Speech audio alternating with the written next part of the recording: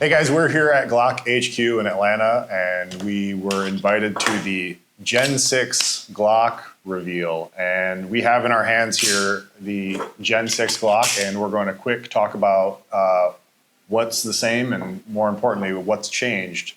And Steven, what's changed in the Gen 6 Glock? A lot, but also not a lot. But the biggest takeaway is Glock, I think, took a lot of cues from the aftermarket community of mods that people were doing to them, and they implemented them in a factory gun. So you have a different stippling, but more importantly, the grip, when you feel it, it does not feel like a Glock when you grab it. You don't get that kind of blockiness that you've had with the previous generations. You have an in-cut gas pedal here, a couple other small changes, but really the biggest takeaway for me is when you grab it, it's not going to feel like any of the other Glocks that you own, unless you have an aftermarket, stipple and frame job. Yeah, one of the big changes obviously is new grip texture. It's got some bigger bumps, but it's got like a grippy texture in between the bigger bumps. Mm-hmm.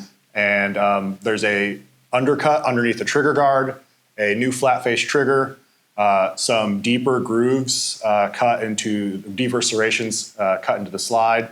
And really importantly, the MOS system is not going to be on the Glock. It's actually, I don't know. It's not the MOS anymore. It's not the MOS anymore. It's the optics ready Glock. And so every Gen 6 Glock, as far as I know, is going to come optics ready. So there won't be like a non-MOS and MOS Glock. They will all be optics ready. And they've made changes in the way that the way that you mount the optic, which gets the optic lower. And it's going to be easier for it to be more compatible with different optics. So it seems like on the surface like that's also a big improvement as with the optics mounting. But overall, it does seem like and also there's like a gas pedal basically on the front here, this texture here. So overall, it seems like they've made enough improvements to justify calling it a new generation of Glock. And I like the improvements. We shot it very briefly, but we liked shooting it. And this is our first day with one, and we'll see how things play out. But overall, I'm impressed with it, and I think they did a very good job on it. So is it, a worthy upgrade over a Gen 5 Glock? That, if you've got a modified Gen 5 Glock, maybe not. But if you're looking to get your first Glock, a Gen 6 Glock might be a great choice because you're going to save some money on aftermarket accessories because a lot of them are baked right into it. Yeah, they did a really good job.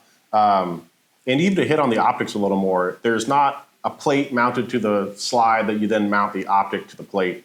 They have a polymer insert that's recessed into the frame. And the best way I've heard describe it, it's almost like a crush washer. It's not a crush washer, but basically this insert sits on the frame, and when the optic is put on and screwed into the frame, because the optic's now being screwed back into the frame, that polymer piece kind of compresses and provides a lot of friction and shock absorbing and all that for the recoil. So it should be easier because instead of mounting a plate to the slide and then mounting the optic to the plate, you just basically put that polymer piece in there and then mount the optic directly to the slide. So theoretically, it should be a good improvement. Yeah. And one of the big things they even talked about is like, well, why didn't they use a metal insert? Because like we were saying, because the polymer does compress, it provides that friction fit where you can't really do that with metal, and that's the reason why they went with that.